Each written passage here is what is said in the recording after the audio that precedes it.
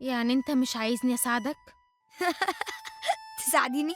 أول ما جيت المدرسة دي خدوني المرسم عشان يعرفوني على الطلبة اللي هدخل مسابقة الرسم معاهم. عارفة وقتها اتقال لي إيه؟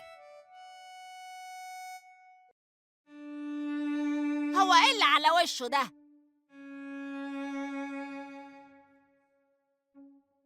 مروان زميلكم الجديد اللي هيشارككم المسابقة. وريهم يا مروان رسمتك بعد إذنك.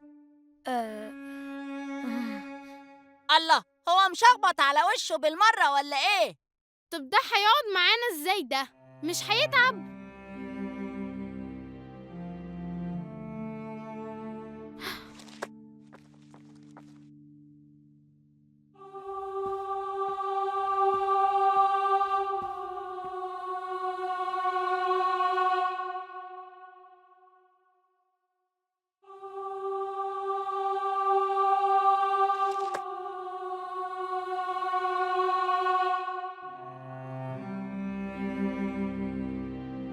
مفيش حاجة تتعمل، هيفضلوا شايفيني أقل منهم مهما عملت.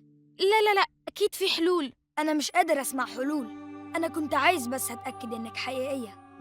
بس الحلول كتير، مش بس الطبية، كمان أنا المرض مش بيوجعني وشكلي مش مضايقني، هي الناس اللي متضايقة مني مش أنا اللي متضايق منهم.